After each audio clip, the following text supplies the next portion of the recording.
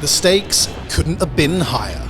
After a wait of over 2.5 years and a seemingly endless series of prototype reveals, public appearances and teaser videos, the moment finally came. Yamaha launched the Tenere 700, reviving a name rich in adventure biking heritage as an Africa Twin, GS or a Tiger. But in the 3 years since an icon was reborn, time and the motorcycling world has moved on, with competition in the mid-capacity sector fiercer than ever. So, how does Yamaha respond?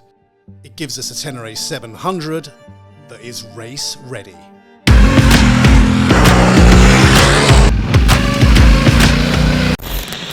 This World Raid version of the Tenere is a new model, but it doesn't replace the standard Tenere 700. No, this is a bike that's taken the 700 and tried to make it more long-distance touring friendly.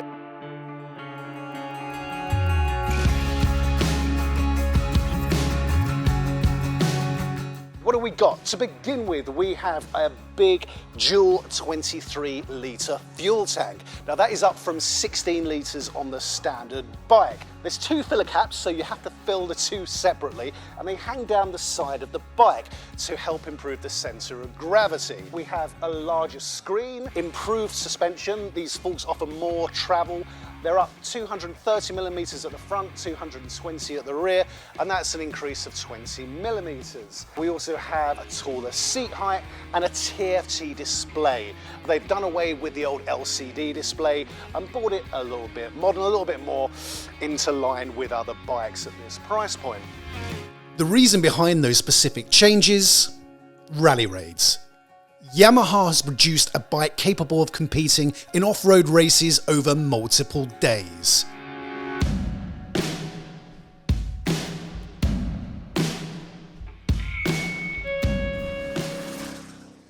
Thankfully, for the majority of us that have no intention of racing our adventure bikes, that larger fuel tank and uprated suspension makes it ideally suited to exploring the path less travelled at a more leisurely pace. At £11,800, the World Raid costs £1,900 more than the standard Tenere 700. So, is it worth the extra cash? To find out, I was let loose on some of Spain's best sweeping trails, sandy canyon floors, and up the pace on the blacktop. Throughout, the bike was a pleasure to ride.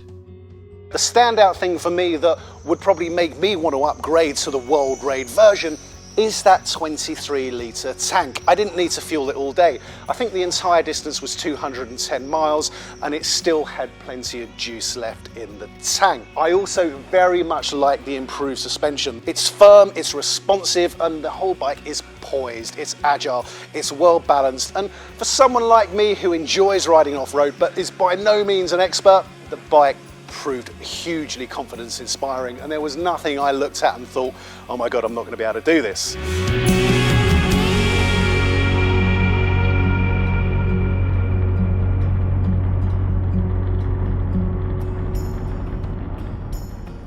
You'd be forgiven for thinking the World Raid is a more intimidating bike to ride than the standard 700.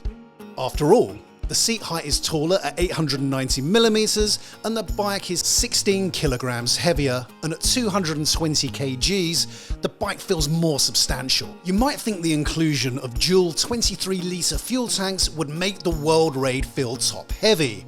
But thankfully, those dual tanks hang down the sides of the bike, saddlebag style.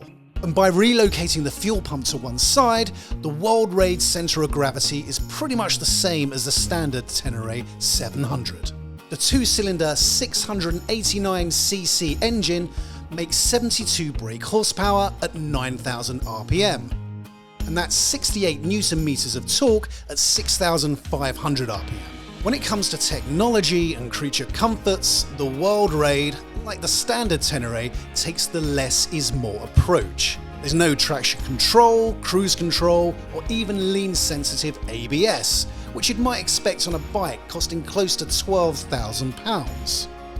But that lack of technology is one of the attractions of the Tenere. In a world of ever more sophisticated motorbikes, Tenere owners value the bare bones approach. And even without many bells and whistles, at its core is a strong performing motorcycle that's a pleasure to ride.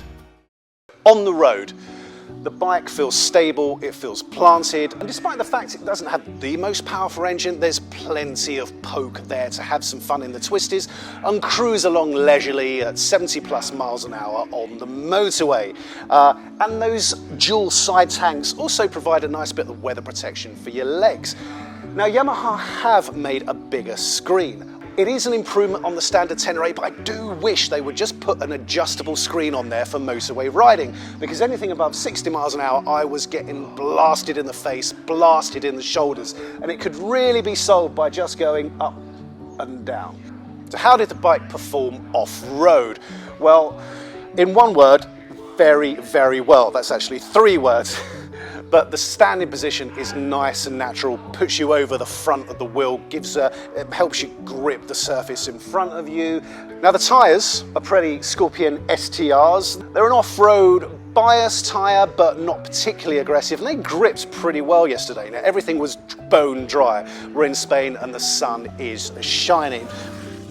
We hit some little patches of sand, but mostly rocky, hard-packed terrain, and the tyre performed very, very well. 21-inch front wheel, 18-inch rear, and that setup is perfect for trail riding.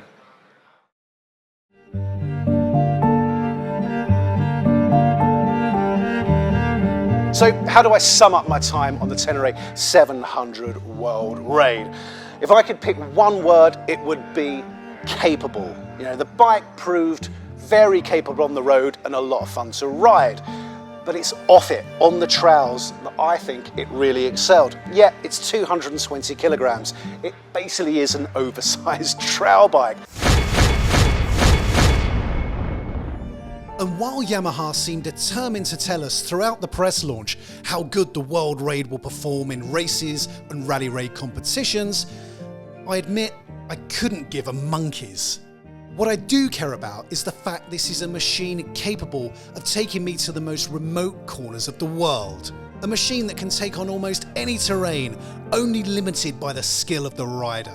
And if, like most of us, you're not planning on crossing the shifting sands of a desert anytime soon, one of the joys of the World Raid is the fact you've got a bike in your garage capable of fulfilling the most exotic of adventure biking dreams, if you choose to embark on them.